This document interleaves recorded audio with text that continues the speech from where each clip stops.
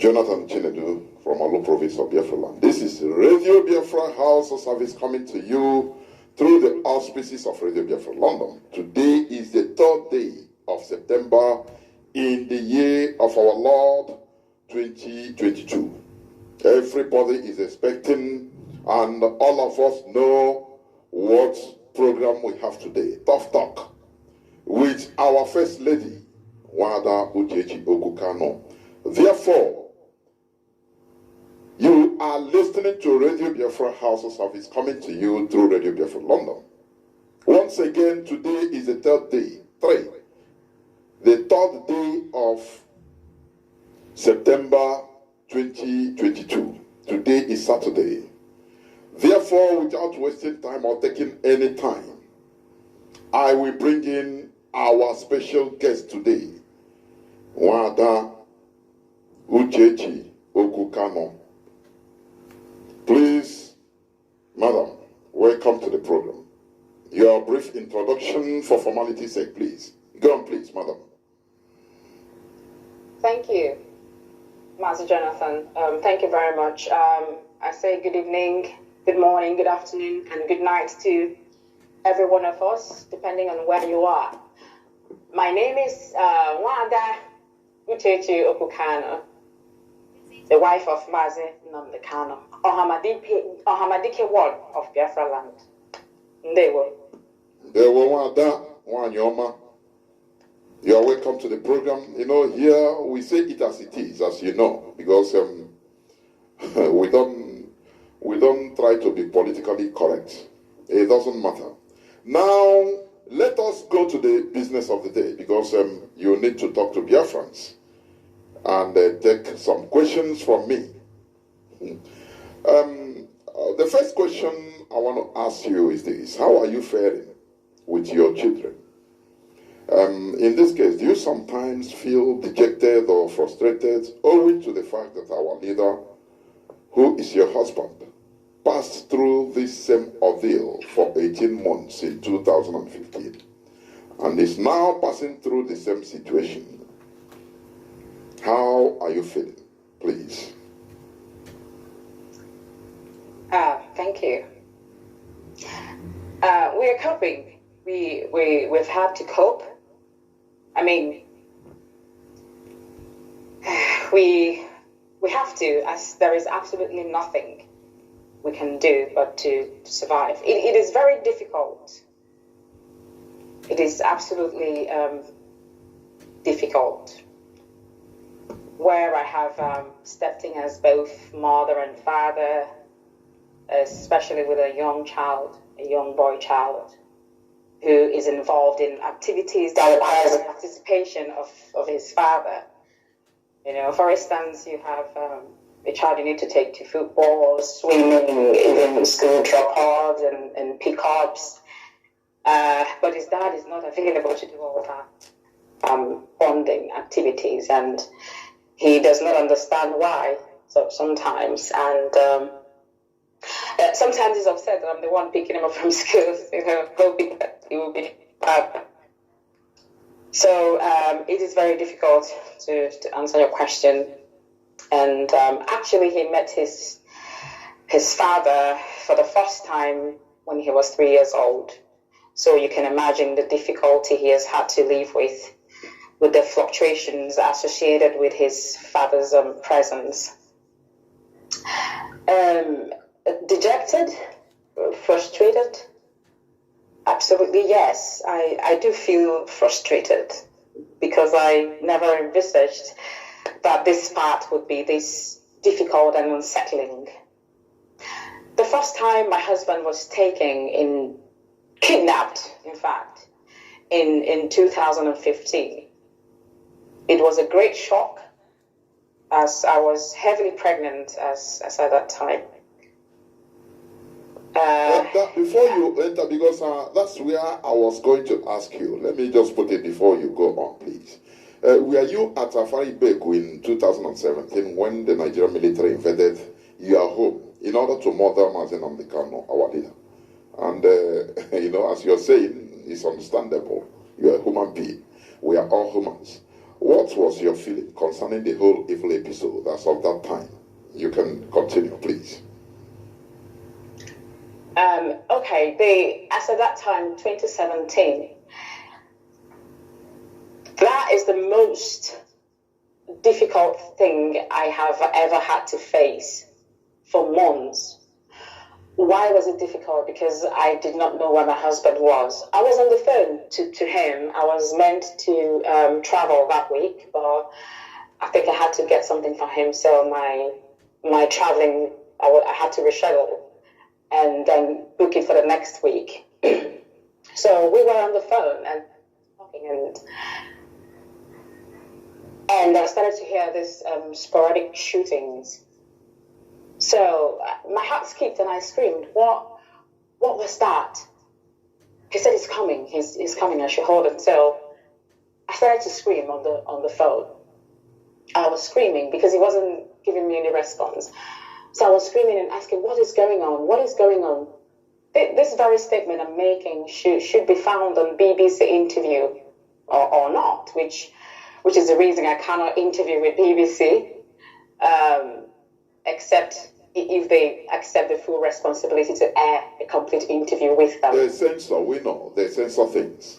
That's it. So they censored quite a lot of my interviews, which I did with them on the 11th of February 2018. In fact, they asked me a question: why haven't we heard? I mean, why haven't we been able to see you or reach you or get your response from your tweet and message? So I did explain to them that it was so traumatizing. I was haunted and tormented and traumatized for months because of that event. I miscarried because of that very day. You had a miscarriage, really, because of that event? Yes, because of that very event. So because of that, I wasn't out there and moving because I was quite ill, and the trauma was unbearable. This was a man who was getting ready in preparation for his court appearance in no due time, as we all know, but then was attacked by the same government a few days before. So after my BBC interview, I carried on with investigation and questioning as always in the background. So this is one of the challenges, as feeling frustrated, and it is the uncertainty that comes with it as well. It can get one very frustrated. So to answer your question, I was on the phone when that attack took place. I was on the phone to him when it took place. So if I can continue with explaining how difficult it is and how frustrating it could be, that I do feel frustrated quite a lot of times. So I do ask myself sometimes, when I'm in so much agony, I would ask myself, what about the children who have lost their fathers and uncles and in the course of this struggle? This was some time ago. That was before I started to fall into or every question started to fall into the line of right answer. No sooner had I asked myself this question than I realized these situations and these feelings come with the territory. And I do tell myself that we're all paying the price for freedom, and that is sacrificial. We're all paying at the altar of pain, agony, loss, great loss of our loved ones, friends, and families. We go through each day, immersing ourselves in the fond memories of them. That is also a different torture on its own. It's a different torture on its own. It could make me feel better sometimes. It could add more torment to my feelings sometimes. So, to answer your question, yes, I do feel frustrated. Going further, concerning or using what you said, Now, I want to ask you this direct question. What is it like to be the wife of Mazi Nnamdi Kanu, owing to the tediousness of this journey, his engagements, and the dedications to the struggle for the restoration of Biafra? What is it like? Just your experience. What is it like to be the wife of Mazi Nnamdi Kanu? Okay, thank you. To be the wife of Mazi Nnamdi Kanu, or Hamadike one of Biafra, I would like to say that there has been two stages of what it is like to be the wife of Nnamdi Kanu. Period of this struggle and the present stage. So this very stage, 16th September, this very September, 16th of September 2022, will be exactly 21 years of knowing Nnamdi Kanu. And minus 8 years from that 21 years, that is how long we've been married.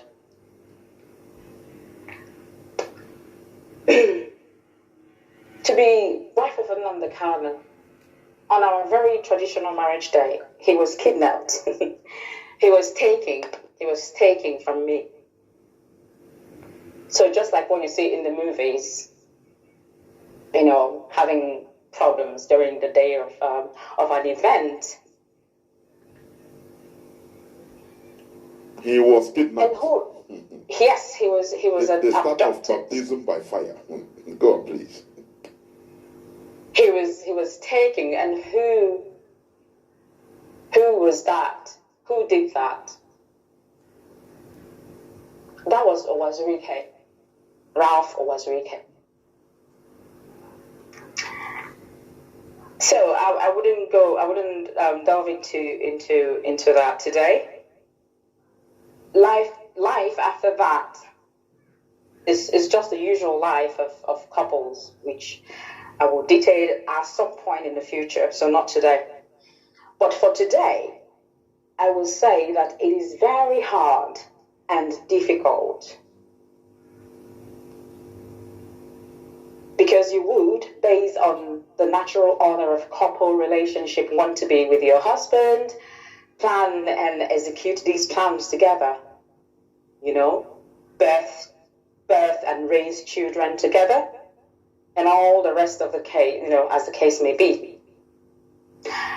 At first, I would be very upset when he does not pick my call. Women, you just, sometimes when you need attention and you want to have a conversation, and that time is not there. So I would be upset, and I would, or when he does not pick my call or return my call. So over time, I learned to let it go. I proactively started to think, maybe he's in a meeting, because I've had to sit while he's in meetings. He will be in meetings, from this meeting to another meeting. Whilst he's there talking, I'll have to bring water, knowing that he's been sat there for hours. So having seen all that, I started to fall into line, proactively. So when he does not pick if he's away and does not pick my call, I think, okay, it's one of those meetings and is one of those interviews. So gradually it became his action plan to call me as soon as he's free. We have gone 10 days without him calling me, and I knew he was okay. We've gone 10 days without him calling me, and I knew he's fine where he is. He will call when he's done. He could be airborne, So it is tedious. It is absolutely tedious. You have to be strong. You have to be understanding to know that absolutely this is what it takes. Because if I have it in my head that it is tedious and it's terrible, then you start to go into a place of depression or whatever. So in order not to let that happen, this is the picture that we were built together. So this is what it is, and this is how I have had to deal with it. So it is very tedious.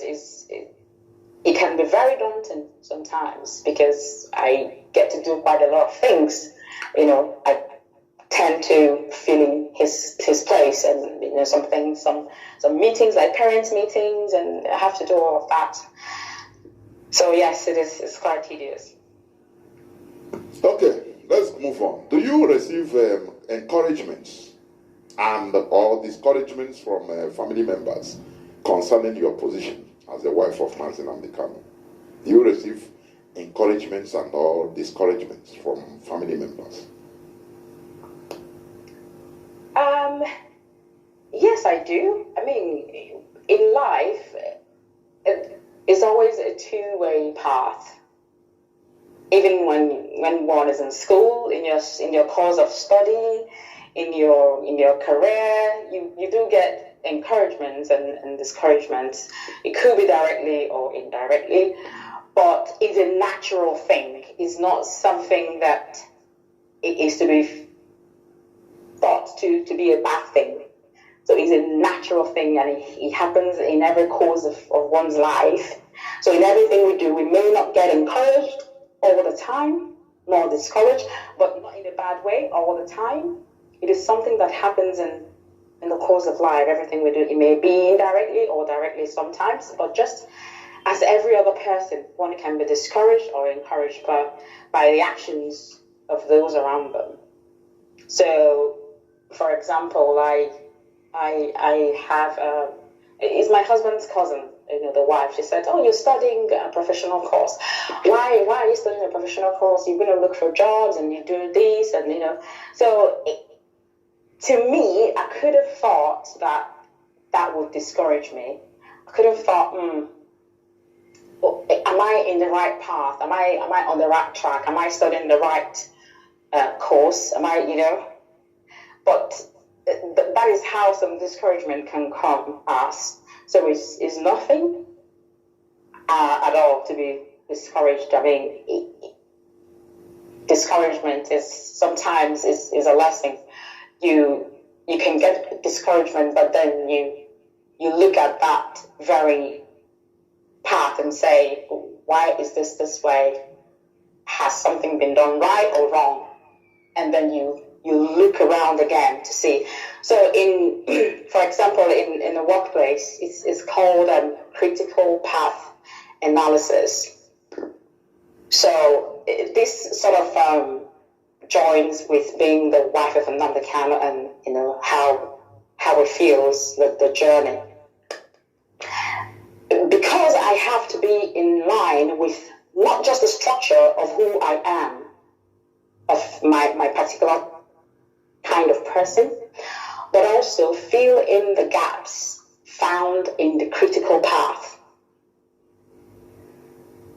I will try to be not very ambiguous, but as concise and precise as much as possible to avoid anyone being bound by the complexity of ambiguity. So if, for example, I say I want to make, I think it's a maize meal. We call it asoroswaka. So that is there are processes to do that. And I want to present it in a particular way. So I want someone to see it and say, this is good. So in my head, I will try as much as I can to make sure that I carry out all the steps appropriately. So this is connecting with discouragement, encouragement, and being the wife of another Kanu. I'm bringing everything together. So this process is called the critical path analysis. I would get the plantain wrap, the plantain leaf to wrap this maize meal. And before I do that, I will think, for someone to see this and eat it and like it, have I got the right amount of salt? Have I got the right amount of pepper? Do you understand what I'm trying to say? Yes, I do. So I would go back and run another test, which is stir the maize meal and taste for salt and taste for pepper to see. Now, do not forget that the taste buds, our taste buds or palates, they taste things differently. So I could taste and think to myself, oh, I'm okay with the salt and I'm okay with the pepper. But someone else might not be okay with the pepper and the salt. So that is my critical path analysis. That is me trying to make sure that that very food turns out okay. So someone else who eats it and does not like it may say, oh, there is no salt or there is no pepper. Or someone with another kind of taste bud will say, there is too much salt and there is too much pepper. But one thing I learned that from my father-in-law. God bless his dear, beloved, departed soul. And my husband took after him in terms of being diplomatic. And my little one as well, he's the same way. So my father-in-law will eat that food and he will not tell you that it is salty or it is not salty. If it is salty, he will say, there could have been, there's something that tastes like too much salt in the food. How did you put the salt? So that is how he would ask you those questions. So to me, if he asks me that, I wouldn't feel discouraged to cook next time. I would want to cook and make it better. Do you understand? So to answer your question in terms of discouragement and encouragement, it is a natural thing. Sometimes you see things that would discourage you. Sometimes you see things that will encourage you. So it's both, it's life is all balanced. Okay. Let me ask you this question, please. Some time ago, you briefly appeared in a so-called Zoom prayer session by some infiltrators and renegades of IPOB. Can you tell us more about how and why you were present in that Zoom meeting, please? Okay. Meeting, a prayer. It was a prayer meeting. Yes. Okay, so to explain that,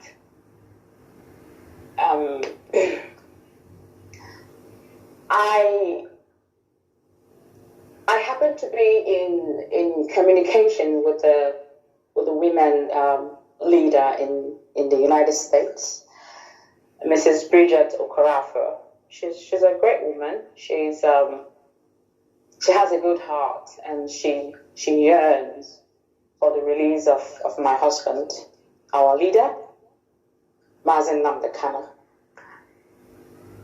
She would send me a text and say, on Saturdays, every Saturday for months, she would send me a text and said, the Biafran women are in prayer. And I would say, oh, I will raise my hands in prayers. And sometimes I will say, put me in your prayers. Because after the funeral of my mom, I had fallen so much ill that I haven't been quite myself. So at some point, I said to her that,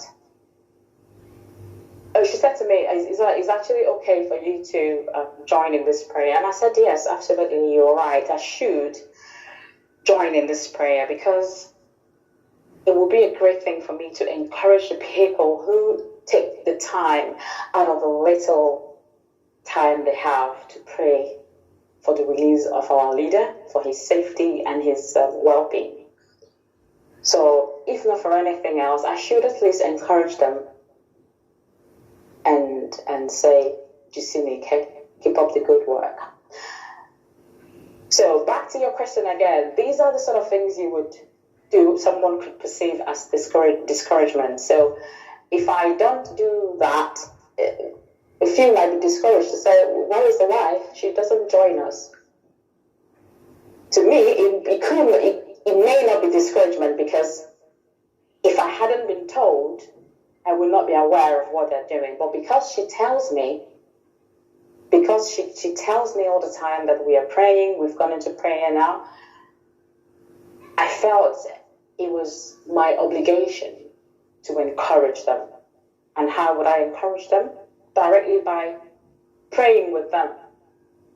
Because I believe that there is power in prayer with people joining hands together in agreement. It is powerful. So I said to her one of these days that I would join. And then next time again, I said, today is rough for me and not able to do that. Maybe just finishing from the little one's football and even in illness, because I have to do all of this being ill as well. So I said to her, I can't remember the month right now, but I know it was on the 5th. So I said to her, the 5th of that month that I will join, and she was elated. She was like, okay, that's great. She was happy about that, which also I was very happy to pray with my sisters and mothers. So on that day, in fact, the night before that day, I became more ill. The ailment I have, I take medication, and I probably was taking the wrong medication, and it wasn't helping me, it was making it worse. So in the morning, I was just thinking to myself, how would I do today? Because I was shivering. When I walk, my feet will be hurting. And in fact, I was in bed. I was crying when my brother-in-law called me. That is Kinsley. Kinsley called me. And he said, what is the problem? I said, this thing is I'm not feeling any better with this thing. And he said, what are you taking? And we talked, and because he was really worried, so he called one of our uncles, their uncles, and brought him on the phone, and we spoke, and he asked me a few questions, and we talked about a particular thing I needed to take, and I quickly ordered immediate delivery for that, in fact, to collect in the store. So I had to go collect that. I took it, and I felt better a little bit, but I was still feeling very dizzy. I can't walk without holding on to things. And then I thought to myself, can I actually attend this prayer? But because I have said I will be there, I had to be there. So I joined on. I was called in, I think it was via Zoom. I had a blanket over my head because I was very, very ill. Because when I'm ill, is all tears that falls off my eyes. So I got on, I was brought in, and we prayed, and I encouraged them with the word of God, and affirmed the power in prayer, and we prayed. And that was the first time I actually put together the death of my mother and the incarceration of my husband and my illness at the same time. I've always had to think one at a time. But in that moment, that was the first time I saw the 3 mighty high mountains in front of me. And I could barely actually even talk. I wanted to sing a lot of songs. I was filled with so much emotions and the pain as well that I was going through physically right there. Not just emotional pain. I was physically very, very ill.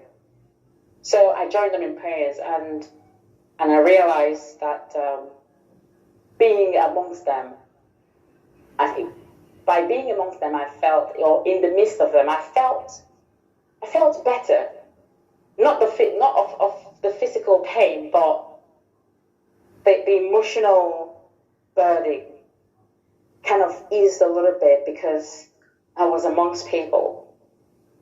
So, also being the wife of Kanu, you have to, be careful regarding your parts and where you are and things. So, but I felt great because we were in the presence of God. We were seeking His face. So I made very few speech, and I said I would be there. I would always join them once in a while. If it's once a month or once in 2 months, I would join, and then but I like the fact that they come together to pray. That shows commitment, and the fact that they understand that Kanu is suffering where he is, and he needs the intervention of God. It's also great, and for us all to pour out our hearts, asking God that for Nnamdi Kanu to be where he is today, that alone is righteousness unto his path. Nnamdi Kanu, for being where he is a righteous man. And because of that, God will hear our prayers. And after saying that, I went on mute, and in fact, I went on mute instead of going away, and had to tend to the little one. So at some point, I could still hear the voice and noise. I thought, oh my God, this thing is still on. So I logged off and I went off. So that was what happened. Nothing happened. I mean, no problems or anything whatsoever. And then I think the next day, I got a text from my sister's husband, my little sister's husband.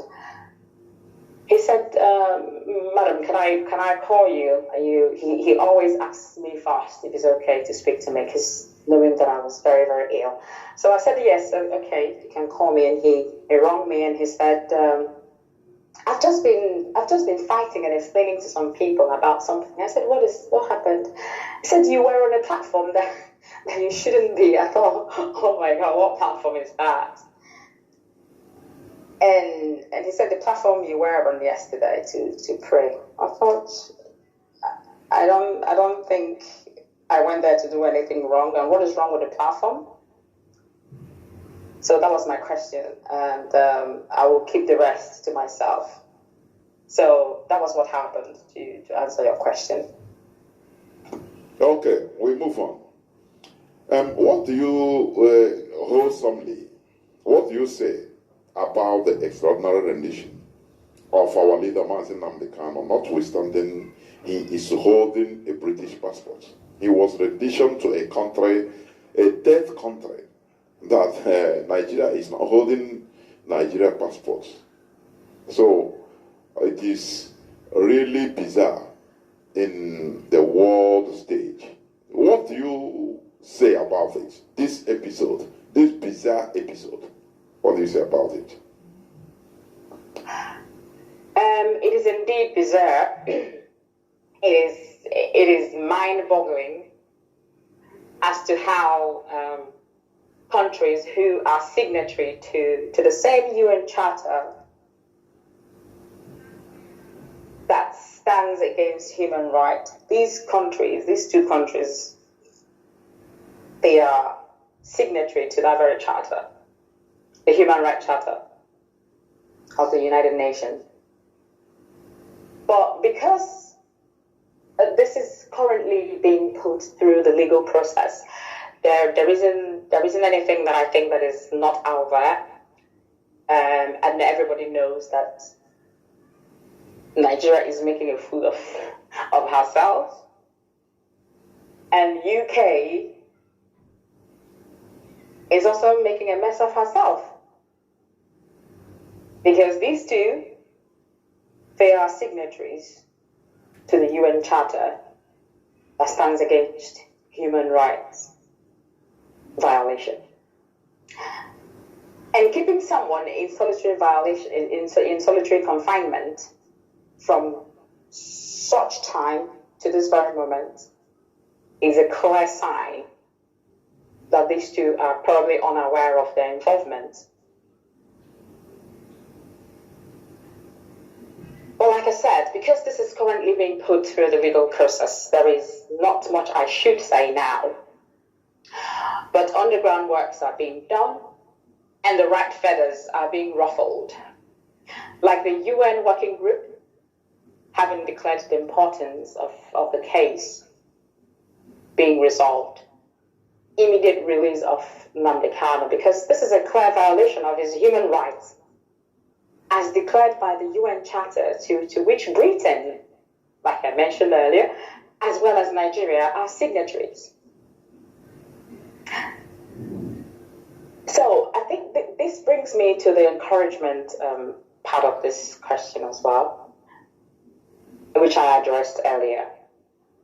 I don't know how much advantage we are taking of this working group declaration by UN, as attained by Bruce Wayne, who was engaged by the women leader, IPOB Women Leader USA, led by, that's Mrs. Bridget Okafor, and a few good-hearted Biafrans. Excuse me.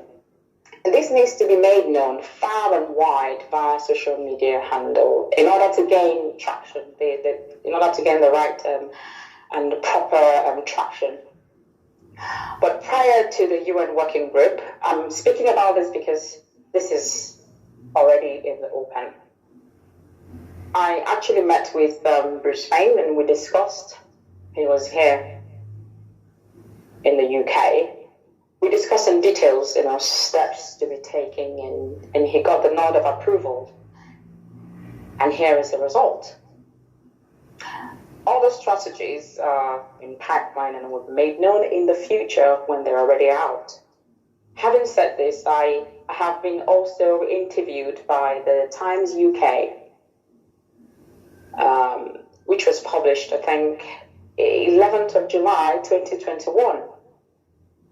In fact, I was interviewed alongside Counsel, and that's Kanu, my brother-in-law, and I'm sure this is also in the public domain.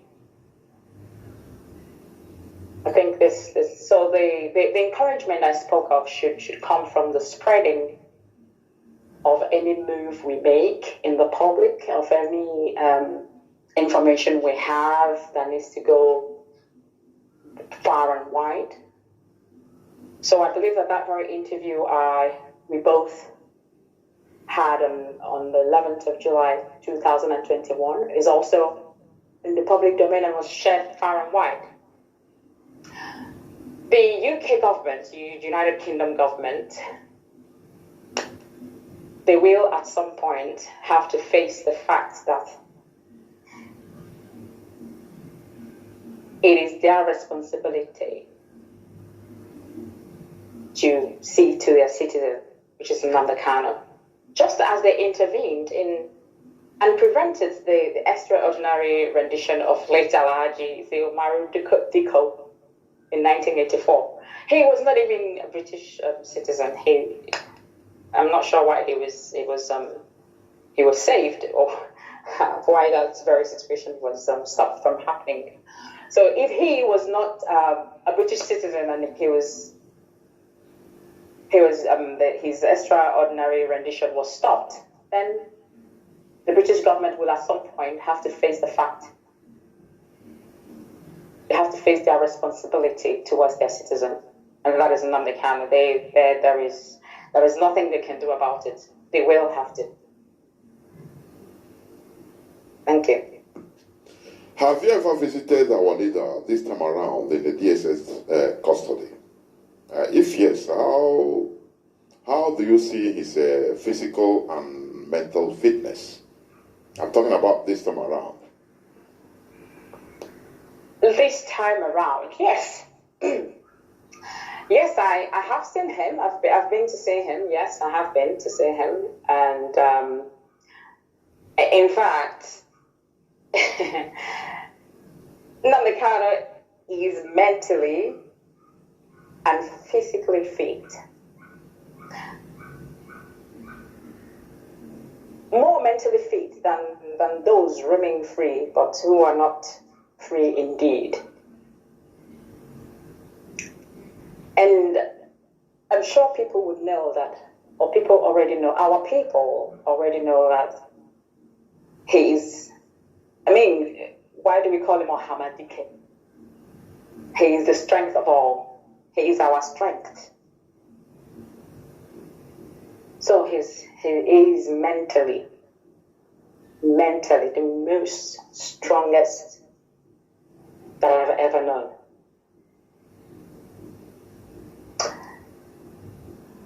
We discussed, we spoke for quite a while.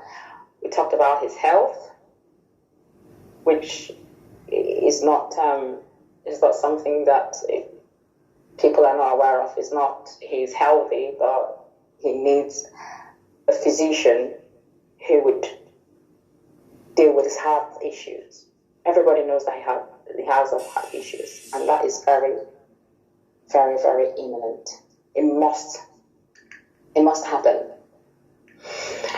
Because you can't keep someone in solitary confinement and not provide that person with the medical care that he requires. They're just continually making a fool of their country and who they are. So we discussed the children, but most importantly, we discussed the struggle and other things which I could not think about. I couldn't even remember. But he remembered them all. He was asking me these and that, and I was like, wow. I was trying to remember some that I've even forgotten about. So we had our discussions, and he is as sound and clear as the crystal ball. That's who he is. So when he kept asking me these questions, I thought, oh my God. I started to praise and hail him. And I said, Ohamadike, the man that speaks for the helpless, the man that saw the light and said, no, I want my people to experience this light.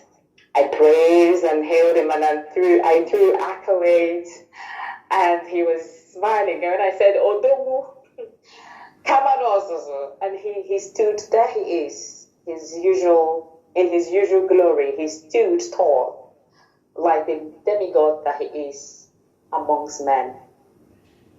He stood, and he was laughing. He said, Ibiakwala, I continue to praise and hail him. I continue to sing praises of him. And he said, okay, you know you are my kiss of death.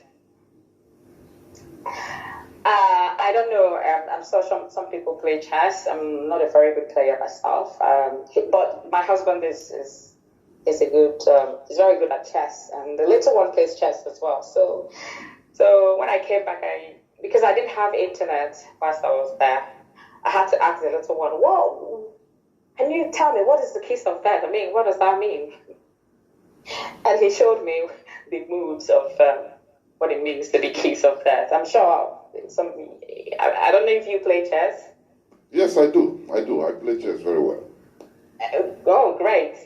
So that was what he said to me. He said, you know, you're my kiss of death. And I laughed at him. Okay, so he's very sound mentally. He has all his... I mean, I'm sure that is what people know him to be. The most intelligent of them all. The most mentally articulated man. So I don't think there's anything I'm saying here that is new. So he is very sound and clear as a crystal ball in terms of mental and physical strength.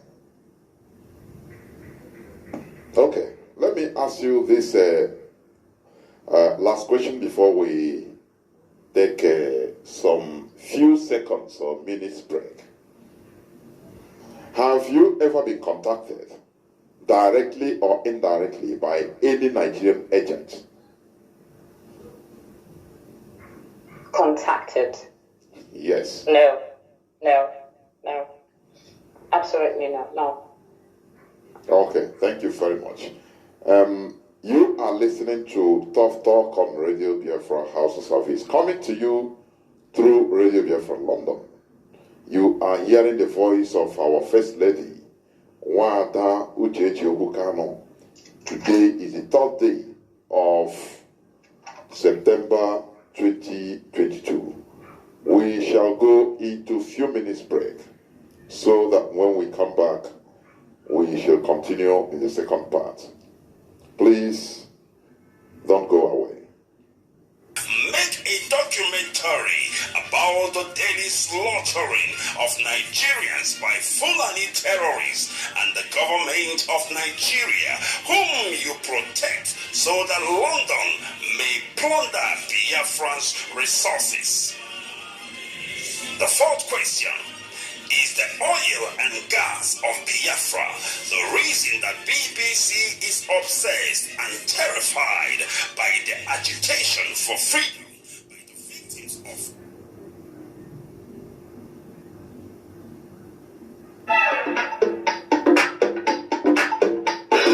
You are listening to Talk on Radio Biafra London.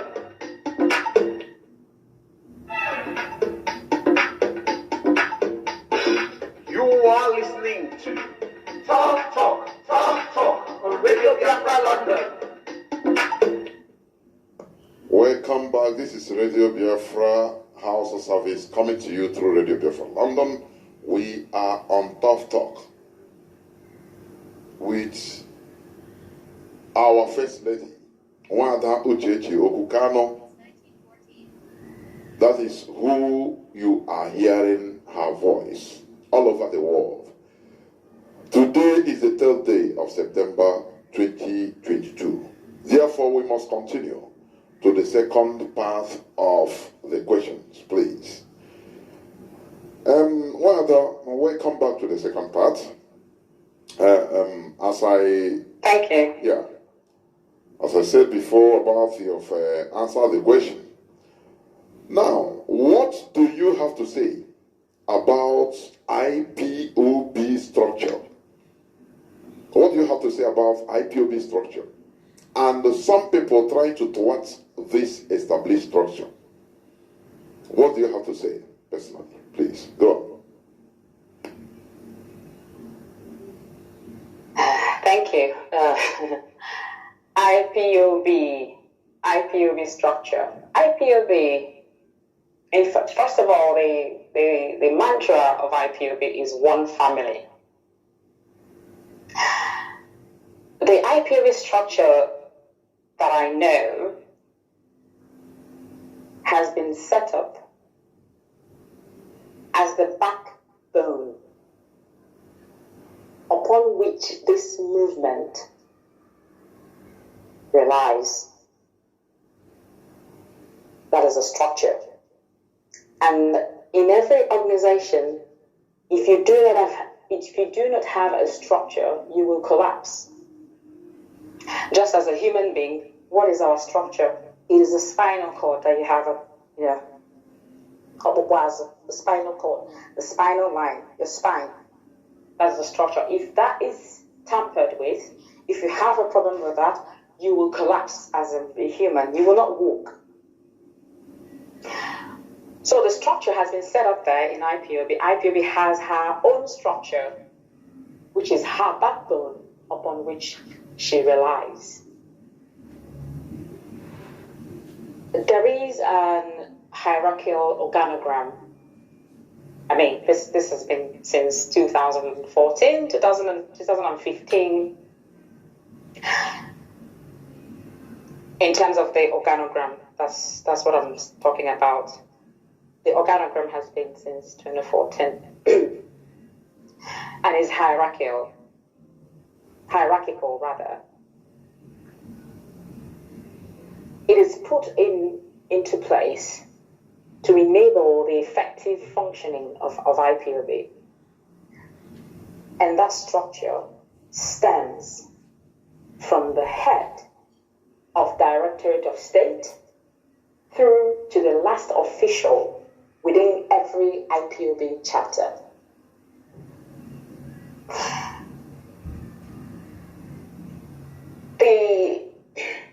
The Directorate of State spearheads some time ago, during 2015, I'm sure those who were in IPOB then would hear a lot of, IPOB is being spearheaded by the DOS, IPOB is spearheaded by the DOS, DOS is Nnamdi Kanu, and Nnamdi Kanu is the DOS. I don't know if nobody sings that mantra anymore, but that is the structure that I know that Nnamdi Kanu has set in place.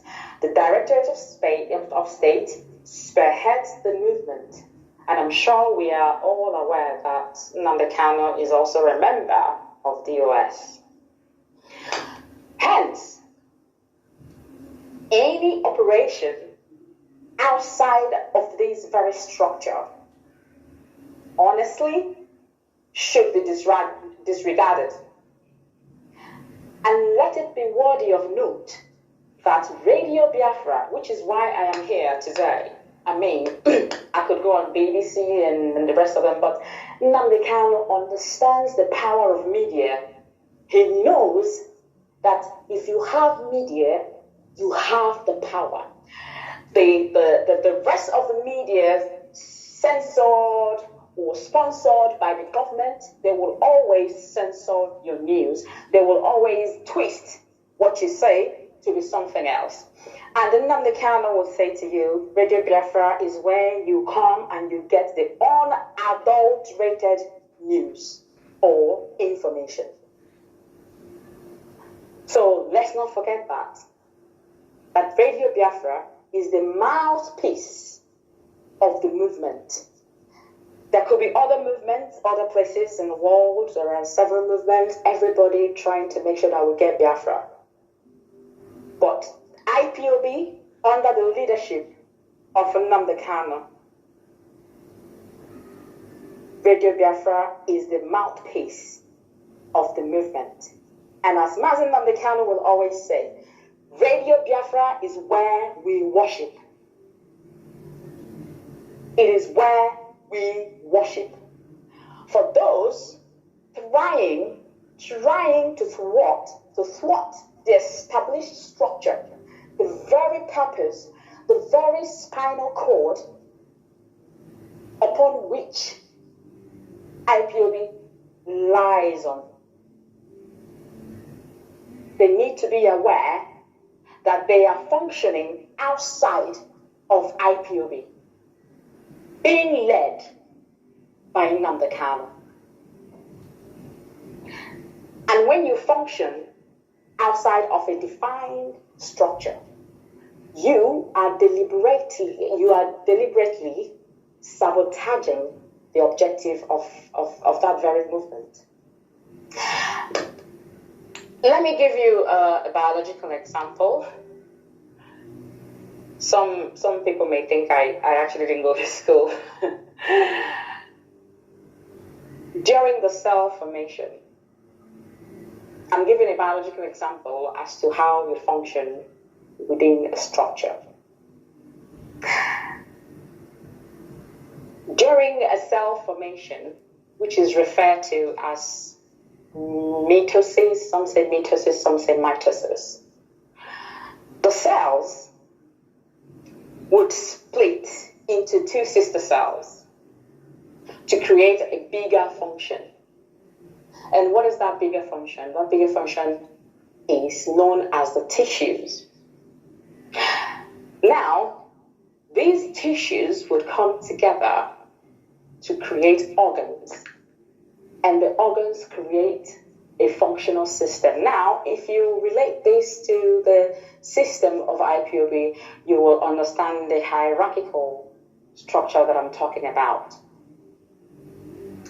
Therefore, when you function outside of a functional system, you are an exoparasite. I mean, a lot of us, we did biology in secondary school.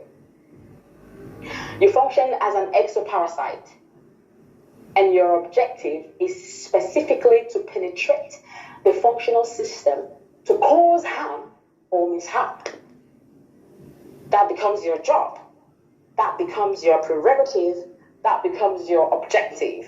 That becomes your vision as an exoparasite, to cause mishap, because you're functioning outside of the mapped structure or system or functional system. However, if an exoparasite decides to establish a symbiotic relationship, I want our people, for everyone who is under the sound of my voice, to understand this very example that I'm giving. If you fail to understand it, ask your brother, ask your sister, ask your lawyer, or ask your doctor whom you think might understand better.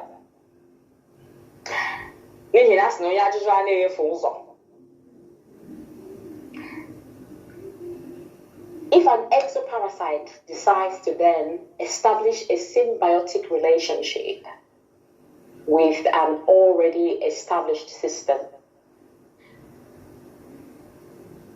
if you remember, I did say I will try to not be ambiguous for us not to be bound by the complexity of ambiguity.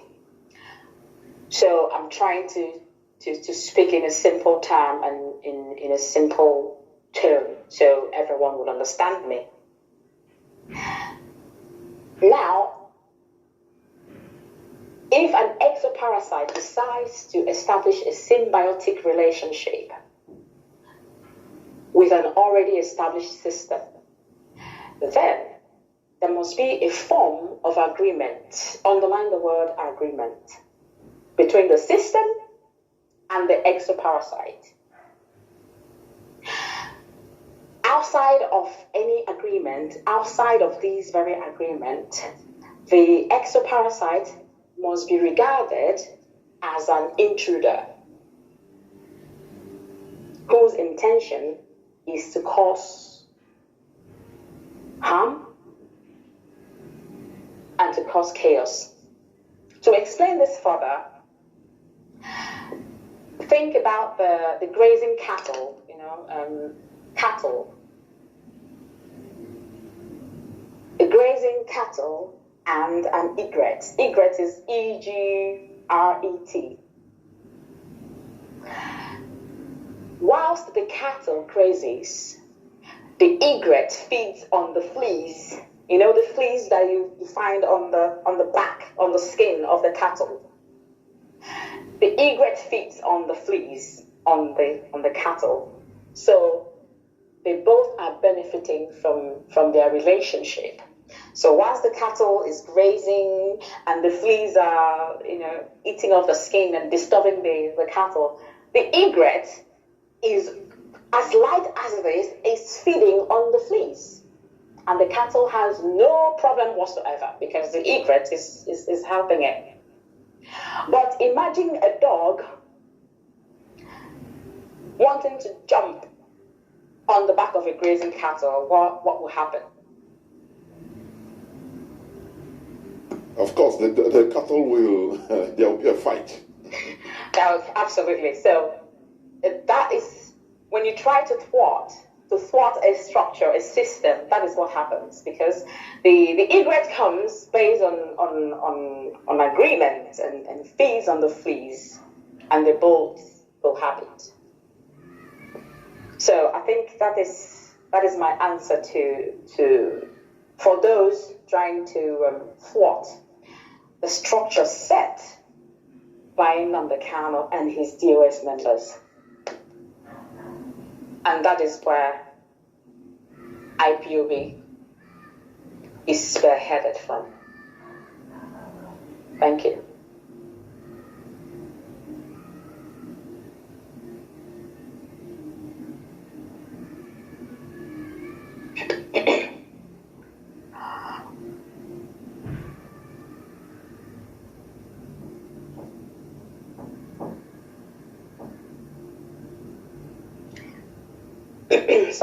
Sorry, excuse me, I was coughing. Let me repeat the question for the interest of the public. I think I off my telephone without knowing it. Do you at any time feel bullied or threatened by any individual, organization, or government agent? Go on. Yes, I have been. Bullied and threatened. I have been bullied and threatened by an individual. No, not at all. But organization and government agents. In fact, the government. There's S there because governments and agents. Yes, absolutely yes. But that at some point in the future, I will explain better. Of course, we all know. I'm not here. That you better do in the future because everybody listening to your voice, we like to know the governments that are sponsoring this bully or threats. Please Everybody, we don't joke with our first family. That is the reality. Please go on. Like I said, yes. For individual, I don't know. Not that I'm aware of any individual bully. I'm not one they bully anyway. You can't bully me, unfortunately. But threatened by organization or government, of course, Nigerian government. Yes, I am threatened by their steps that they have taken, and I'm also threatened by the steps of other governments, such as United States. Like I said, I can just leave it here for now, because I will just leave that for now. But yes, I am being threatened by at least these two governments that I've mentioned. And in fact, if I could buttress on that, I have been threatened. I've been threatened by, there would be organization, because it wasn't just one person. So these people would be in a dark van. We have experienced that before. Myself and my husband, we were being watched, and we made the necessary moves that we had to. Also, since his incarceration, yes, I have noticed such movements once again, and I took the same necessary step. So yes, to your question. Okay. Now, what is your general counsel or advice to the family members of this global movement, the indigenous people of Biafra worldwide? What is your general counsel or advice to every one of us? Thank you for that question. I'm not here today to tell us all the related history that we already know, Chinua Achebe, all the quotes that we already know, all the books we've all read. I for one, I try to implement what I read in a book, which is why I have a problem with some certain sects. And when I say sect, I mean people who gather and create mantras. It becomes something they say without thinking about it.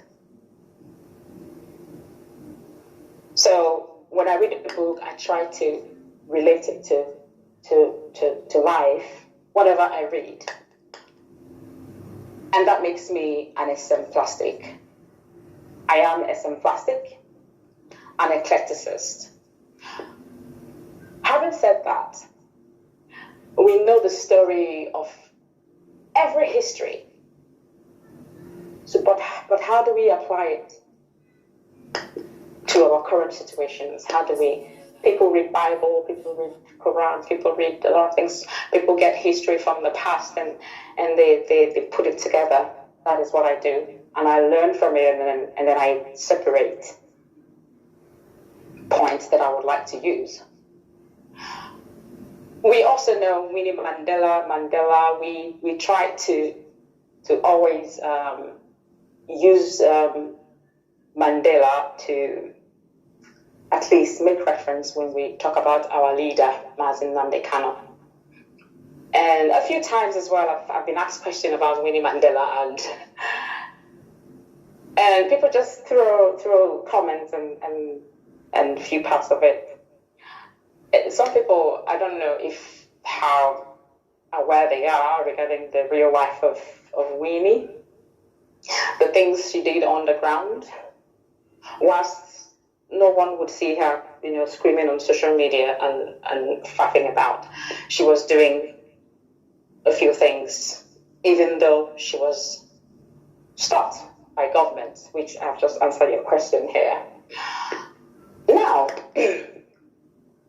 my general counsel would be that as a people,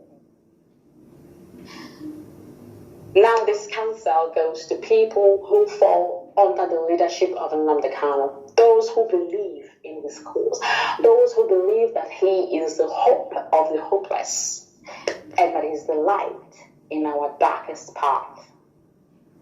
And he is the voice that speaks for those who cannot speak or fight for themselves. This counsel is for those people. And from what he said to me as well, we must remain focused and avoid any distractions whatsoever. As you have observed, there has been a lot of noise over the past year, which has been aimed at distorting the vision of the struggle.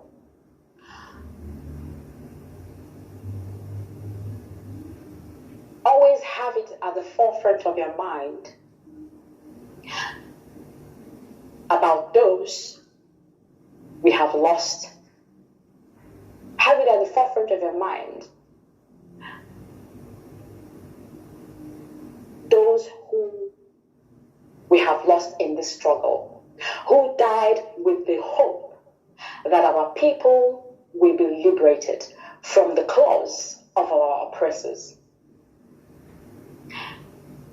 In the coming months, or in the months to come, and has been in the last year, you will continue to be exposed to a lot of noise.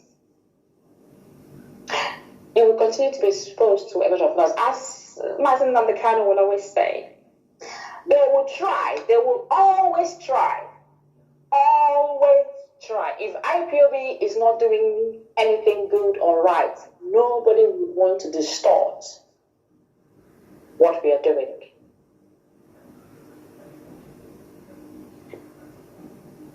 All the things he has predicted, everything, the way he says it, it happens. He made mention of, in the coming months, some of you will sell out, some people will sell out, and you will see the evidence. They will start running mad, just by their own hands, without you chasing them. They will start running. That is the words of my husband, not me, said it. That is his prophecy, one of his prophecies.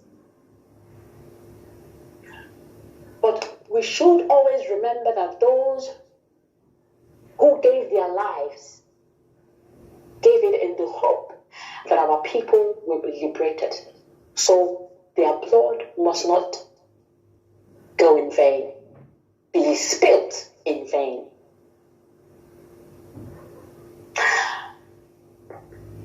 But learn to listen. I don't know, but I know that some of us have learned over the course of time. We've learned to listen. I've spoken to some people and they don't listen. And when you don't listen to me, I'll stop talking to you. I wouldn't bother. I don't have time to waste, to keep saying the same thing over and over again. Nnamdi Kanu said, listen to the words that will add value, and keep you on track and in line with the vision of IPOB led by him, that is led by Mazen Nnamdi Kanu. I can understand our people's nature of usurping authority, which has always ended up causing us damage as a people.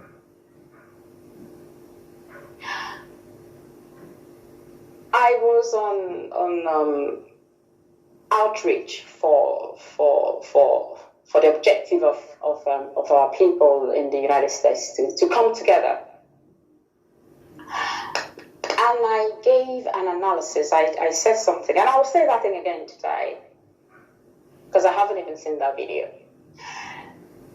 It seems that the reason why I want everyone to pay attention to this. Pay absolute attention. It seems the reason why a lot of our people join a group or join meetings or join on now, but unfortunately this is not on now. This is not someone now meeting. This is freedom fighting organization. But it seems the reason why a lot of people join groups is not primarily to participate in helping the group to achieve its purpose or objective, but wanting to win and create a clique systematically with the intention of introducing their own selfish vision, eventually causing mayhem within the main group as a reason to create their own visionless group, which always, it ends up nowhere, dead on arrival. Dead on arrival. You split, you start your own, you split even within yourself and keep splitting. Opposite of mitosis. The opposite of the biological example I gave, opposite of mitosis.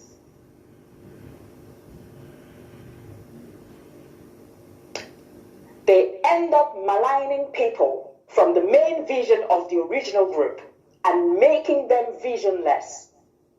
Now these people become more confused, more disjointed, and more directionless because they hate the original group and have no clarity of purpose whatsoever. This has been the mantra, this has been the motto, this has been the steps and the structure of our people. Multiply this stupendous ignoramus by, let's say, 10,000, 50,000. That is equal to where we are today. Worse than we were ever. Worse than we ever were.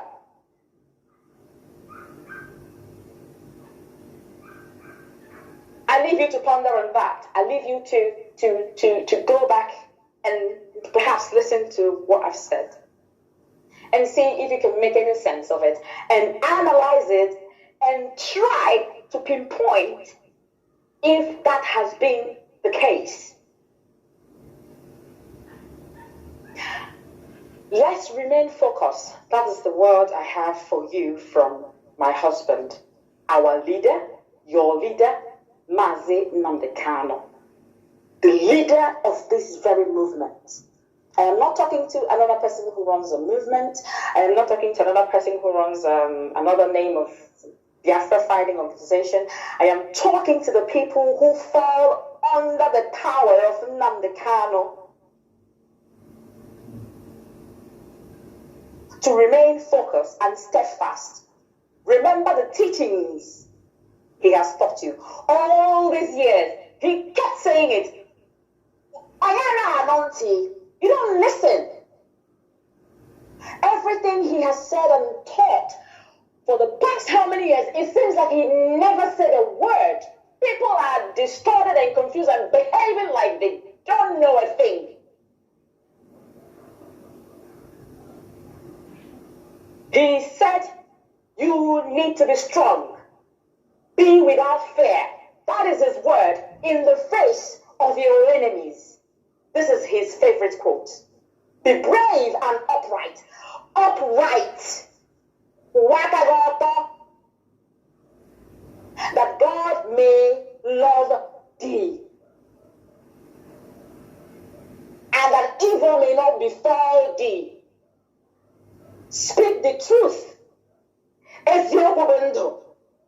Always leave backbiting and underground digging to make sure that your brother falls into the pit. Leave it behind. Speak the truth always, even if it leads to your death, even if it makes you appear foolish, even if it makes you appear weak. Speak that truth. Remember to focus on our goals. We have a goal. The rest is just noise. Noise. Absolute noise. Ad feminam. You can write this down, or you can replay it. These are Latin words. If you delve into psychology, this will make more meaning. Ad feminam, ad hominem fallacy, ad hominem abusive, ad hominem circumstantial. These are all noise. They are noise. They make you lose focus. Ignore this noise. And always bear in mind that there is something called power, which is the ability to alter, to direct, or influence another's behavior or course of event. That is what we have. That is what every IPOB member who is under the leadership of Nnamdi Kanu has. Which ad feminines, all the people causing or trying to thwart the structure which he has suffered for, which he has bled for, are trying to thwart. They have none. Remember, this is IPOB, and we always win. Always, in the end, we win. Thank you. Dear woman, thank you very much for being here. But before you go, I would like you to also make your closing remarks using our dialects, our language. You are an Igbo woman, so please talk to us closingly using Igbo language. Ure asụsụ bụ anyị gwa ya okwu ka amatakwa na ị na-asụ na ịwụ nwa afọ Igbo. Ndewo, go. Ndewo maazị. As Ohamadike would say, Okwu Igbo asụsụ eluigwe. Asụsụ eluigwe. I would have screamed IPOB, one family, IPOB, if I would get a response. But I would say that for us all. Achọrọ m ikele ndị be anyị. Achọrọ m ikele ụmụ Biafra niile. Ma ndị kwetara n'odudu Nnamdi Kanu, ma ndị na-ekwetaghị. Ana m ekele mmadụ niile nke na-anụ olu m n'abalị a.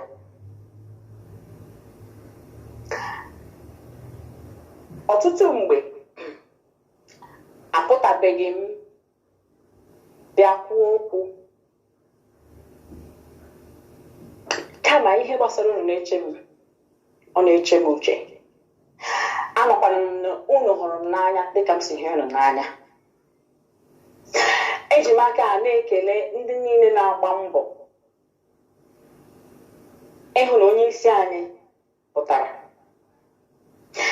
Na-ekelekwa ndị nọ ebe ha nọ n'ekpere ma ngamije, n'ihi na anyị bụ IPOB, anyị bụ ọnụrụbe nwanne agbara ọsọ. O wejiri mara anyị. So anyị tie mkpu si IPOB, anyị etie one family. Kedu ihe ọ pụtara? Ọ bụ ịdị n'otu. Ka m were aka kelee mmadụ niile n'ịbịakọta ka ịdị n'otu, n'ihi na anyị ga-adịrịrị n'otu. Ma anyị adịghị n'otu, oge ka anyị na-emefu oge.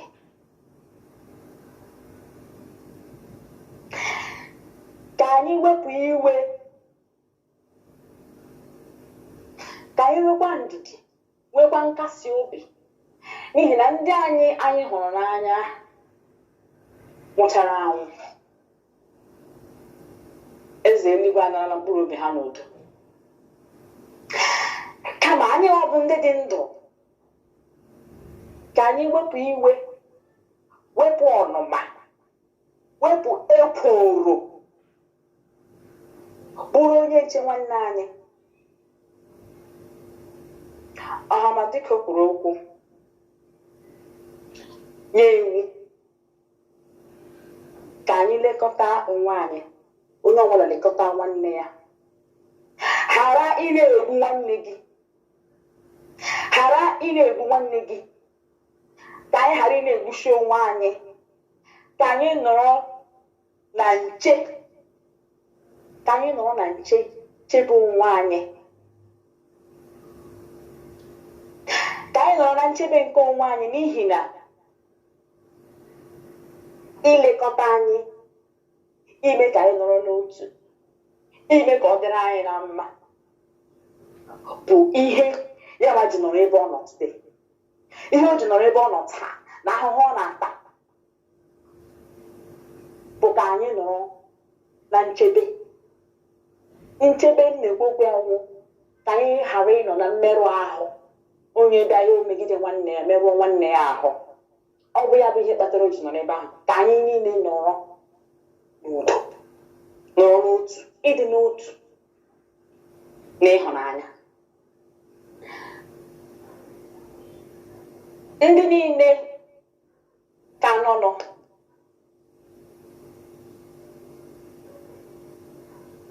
na-akwado ihe ya nwa hiwere na mbụ. Ndị na-esorobeghị ikuku eburubeghị ha. Ikuku eburubeghị ha. Mgbe ị na-eji ama onye hụrụ gị n'anya mgbe ị na-anọ ya, otu ahụ onye ahụ si dosa ihe ya, gị hapụrụ ya ahụ otu ahụ. Ọ bụ ya bụ na ị hụrụ onye ahụ n'anya, gị lekọtara ya onye ahụ, kwadoziere ya. Ọ bụrụ na onye ahụ kụrụ okooko flower, I believe, gị na-akwadoro ya ahụ, na-achabi ya otochichi ebe niile, gị chabie ya, gwọrọ ya ahụ mmiri, mezie ya, ga-buru ọgụ ka ịdọpụ ya, ka ịkụrụ ya kopụ n'onye ahụ nọ ya. Ka m bupụ okooko a n'ụzọ, ka ọ pụọrọ m n'ụzọ, ka m nkọ nke m. Nke a ka ị ga-esi ezizi na ịhụrụ onye ahụ n'anya. N'ihi nke a, ndị niile n'ezi na ha hụrụ Nnamdi n'anya, Nnamdi Kanu n'anya, hụbiga ya oke, bụ ndị nọ agbanyeghị nsogbu niile bịara n'ụzọ ha, agbanyeghị ọnwụnwa niile bịara n'ụzọ ha, ma ha guzokwa. Ha ka guzogidere na ndụmọdụ ya, ha ka guzogidere na nkụzi niile ọ kụziri. Ha ka guzogidere na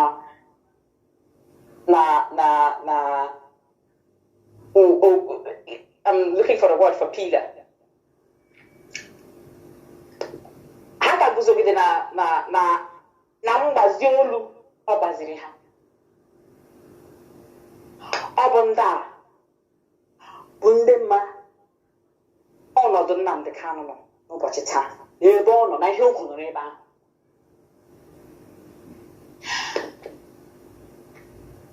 Ebe ọ bụ na aga m ekwu okwu a n'okwu bekee, ka m mkpọzie mmadụ ole na ole ka m were ohere a kelee ndị niile nọ na Directorate of State, ndị na-akpọkwa m ka ha mara otu m mere, na-agakwa ije nọ n'ime ya, ime ka onye isi anyị pụta.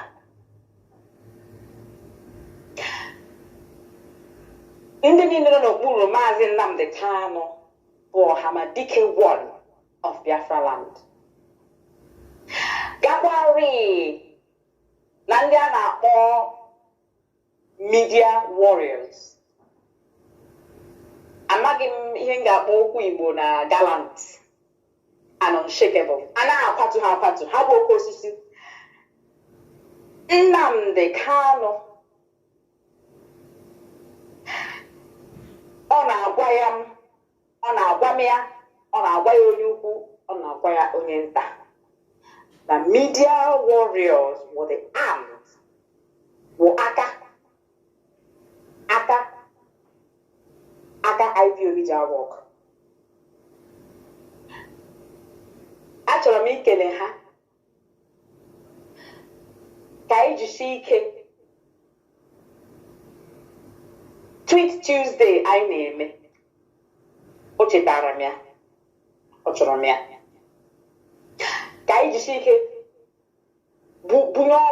gbanye ọkụ na Tweet Tuesday ozi ọwụla anyị nwụ ka anyị si na Tweet Tuesday mee ka ntị ndị anyị niile nwụrụ ọkụ sikwarị na Maazị Chike dozie m ọkwa mgbe anyị kwuru okwu otu ihe si na-aga ọkwa onye mbụ ọ jụrụ m ajụjụ ya unu jisie ike ka ihe ọ hapụrụ n'aka unu hapụ imebi ọ bụkwa na-ebu onye unu kama amaara m na unu amụtala ezigbote ihe n'aka ya unu amụtala ihe niile ọ na-akụziri unu ọ bụkwa ya bụ ihe bụ na mmadụ ma ihe akụziri ya ihe ya esoro ihe ahụ akụziri ya na-eme ya otu ahụ ọ bịa bụ amamihe so ekelela m unu ndị nwe m ndị Chineke chọrọ mma ndị dịka echi n'ihi na echi a na-agwụ agwụ ahụ m niile bụrụ ọnụ ọ gaghị ezu ikele unu obodo eguzogide m n'ọnọdụ Nnamdi Kanu na mụwa na-asị ka Chineke gọzie unu chebe unu dozie unu kwadokwa nzọmụkwụ unu niile ruo n'ihi na n'oge na-adịghị anya na mgbe na-adịghị anya anyị ga-aṅụrịkwa ọṅụ ahụ anyị ṅụrịrị mgbe gara aga anyị ga-aṅụrị ya n'oge na-adịghị anya ka Chineke gọzie unu niile ekele m na-abara unu n'ọnọdụ Maazị Nnamdi Kanu ọ bịa bụ ihe anyị na-akpọ on behalf of ekele m na-abara unu n'ọnọdụ Maazị Nnamdi Kanu onye ndu nke IPOB worldwide ndewo Nwada Uchechi Okwu Kanu, our First Lady. Thank you for being here with us, and I believe and hope that also in the future that you will spare your time also to talk with us or talk to us through this Hello platform. Absolutely. Thank you very much for your time. Thank you. Thank you. Thank you. There were Biafrans and lovers of freedom. This is Radio Biafra House of Service coming to you through Radio Biafra London. We have come to the end of this program known as Tough Talk, and you've heard it all. Therefore, we must continue, and we must continue. Thank you for listening. From me, Maazị Jonathan, from here, it is simply